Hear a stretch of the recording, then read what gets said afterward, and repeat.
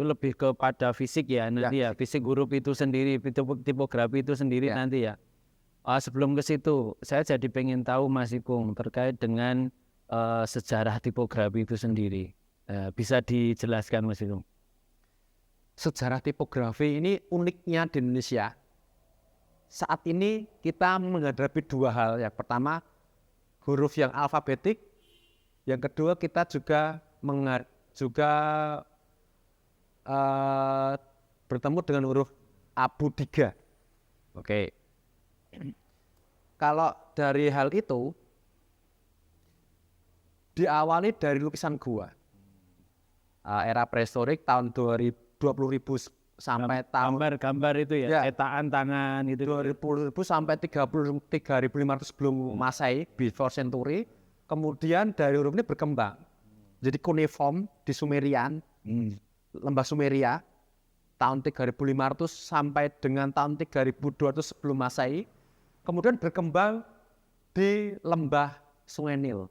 Kita kenal dengan huruf hieroglif. Hieroglif ya. Hieroglif. Kemudian berkembang lagi menjadi huruf Sinaitik, huruf Sinai di lembah Sinai. Nah, huruf lembah Sinai ini kemudian ada anaknya, huruf Phoenician. Nah, huruf Phoenician inilah yang kemudian menelurkan beberapa atau mengalirkan beberapa huruf-huruf yang berkembang. Diketahui huruf Phoenician ini akan berkembang di sisi selatan dengan nanti muncul Etruskan tahun 700 sampai tahun 50 sebelum Masehi, kemudian turunnya dari huruf Latin.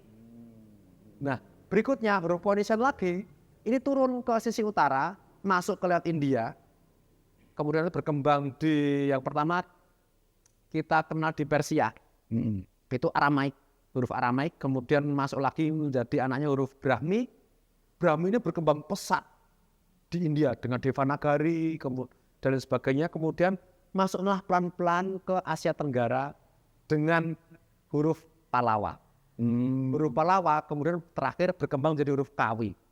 Nah, huruf Kawi inilah yang nanti beranak pinak banyak sekali di Asia Tenggara.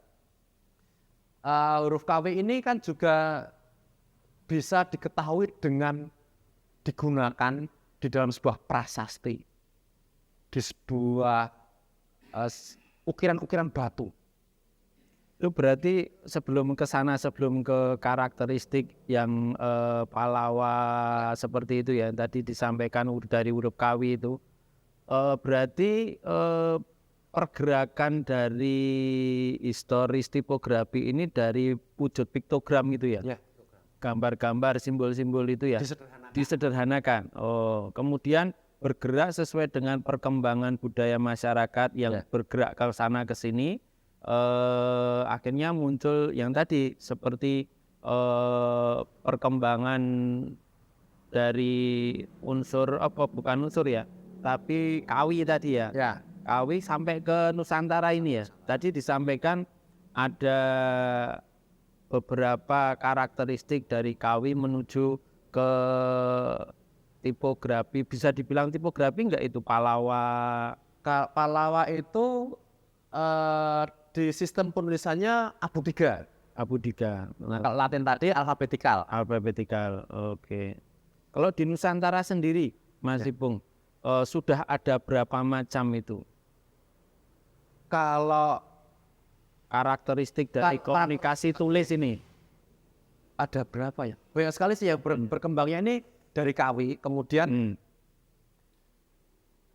dari Kawi, kemudian Kawi akhir ada biasanya ada Jawa, Sunda kuno, kemudian Jawa kuno, kemudian Jawa modern, kemudian masuk ke Bali, kemudian itu yang aksara dari Kawi ya, itu jadinya Jawa kuno, Bali, Sasak, memang dahulu di Jawa. Kemudian di area Sumatera itu ada Lampung, Rencong, Batak Karo, kemudian ada lagi yang kemudian nanti masuk ke Lontara di sekitar Makassar. Makassar itu nanti naik juga ke Babayan Filipina, kemudian turun juga ke NTT. Berarti, Padahal Pak, Indonesia itu walaupun diawali dengan huruf abodiga, yang huruf abodiga itu ada vokal konsonan dan vokal ya, Vokal jadi satu. Kemudian di Indonesia ini ada 711 bahasa. 117. 711 bahasa. 711 bahasa. Kemudian penggunanya ada 270 ribu yang menggunakan dari sununya dan sebagainya. Nah, tipografi Nusantara ini nanti mungkin secara visual bisa menambah itu ya? Bisa. Karena mengambil, maaf saya kaitkan lagi dengan capaian mata kuliah ini. Kalau tadi dibicarakan ada 711 bahasa, itu salah satunya yang sudah ada. Ya, sudah bahasa kan ya. Kemudian tipografi Nusantara ini nanti salah satunya akan menghasilkan bentuk tipografi yang berbasis dari budaya Nusantara itu sendiri kan ya, yang bisa mewakili sebuah variasi tipografi sendiri akhirnya ya. Ya. Ambil itu. Nah, kemudian huruf-huruf yang tersebar ya, umpamanya di Jawa itu ada huruf Jawa. Kemudian ini kan tidak hanya digunakan di Jawa, karena dia tidak hanya populer tapi juga sebagai unsur komunikasi. Nah, unsur komunikasi ini yang menarik karena ketika ada huruf Jawa, orang Bali dan bahasa Bali juga menggunakan huruf Jawa. Orang Sunda juga menggunakan huruf Jawa. Orang Cirebon juga menggunakan huruf Jawa sebagai unsur komunikasi. Nah, aksara Sunda juga, aksara bahasa Sunda juga menggunakan, orang Jawa juga menggunakan aksara Sunda juga karena untuk konteks komunikasi. Makanya itu pergerakan secara visual ya hurufnya hampir sama kadang ya. Sama. Seperti go atau apa itu Ya. pergerakannya dari Jawa ke Bali kuno gitu, Ya. itu juga hampir sama pergerakannya. Yang tadi yang digunakan di bahasa, tadi huruf Jawa untuk memvisualkan bahasa Sunda. Bahasa Sunda. Ini terjadi di penggunaan sehari-hari. Jadi tidak hanya sebagai untuk menulis peraturan, undang-undang, tapi umumnya untuk nyatet utang. Pak Ipung utang nasi pada, kalau dulu kan ya, nasi ingkung di warung Bu Dedek. Karena berkomunikasi dengan orang di Sunda, maka bahasa Jawa, pengucapan Jawa dituliskan dengan aksara Sunda. Nah, ada lagi aksara Sunda, bahasa Sunda karena untuk berkomunikasi dengan orang di Jawa menggunakan bahasa aksara Jawa. Jadi aksara ini memang pergerakannya cukup plastis. Aksara saja berkomunikasi ya. Nah, terkait dengan komunikasi, dalam hal ini ya komunikasi visual yang saya sebut ya. Nah, hubungan antara tipografi dengan desain ya, secara umum nanti mungkin akan terkait dengan desain komunikasi visual. Bisa dijelaskan Mas Ipung terkait dengan tipografi ini dalam sebuah tinjauan desain?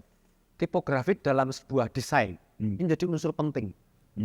Kalau di awal tadi sudah kita singgung bahwa huruf sebagai simbol bunyi. Kemudian dalam desain ini tidak hanya sebatas simbol bunyi, tapi huruf ini juga memiliki karakter.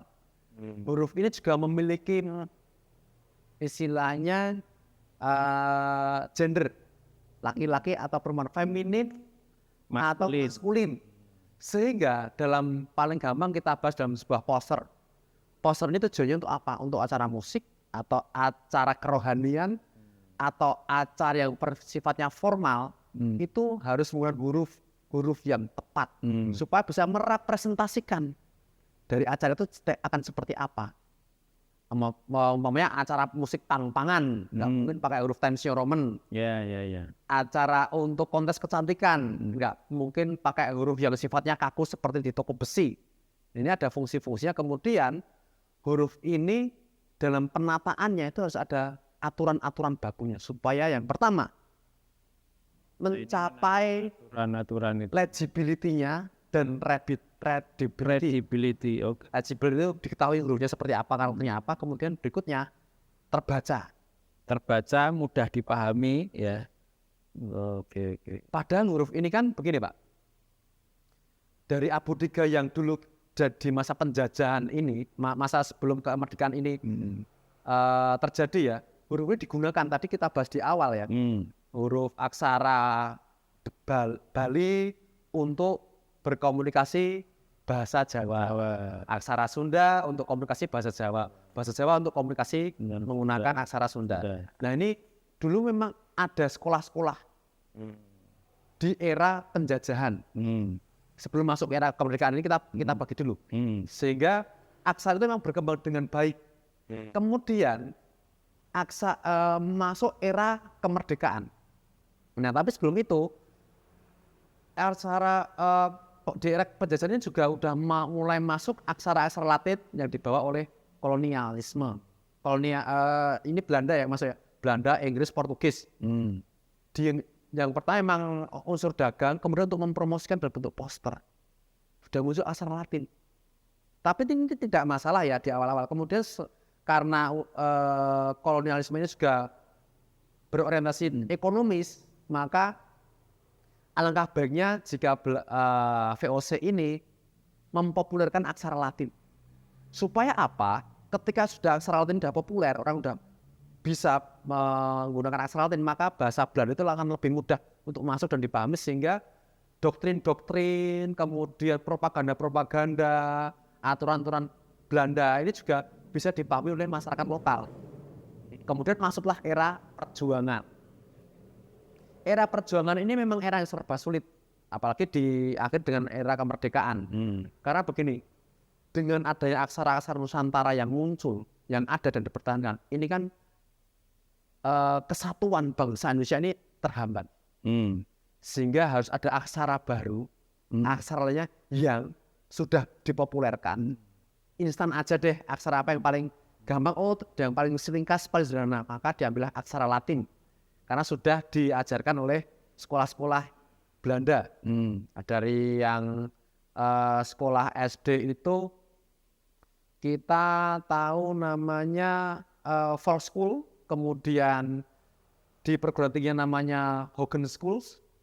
Nah kemudian di waktu kemerdekaan ini berserikat dan berkumpul dalam bentuk Sumpah Pemuda tahun 1928 menggunakan aksara Latin.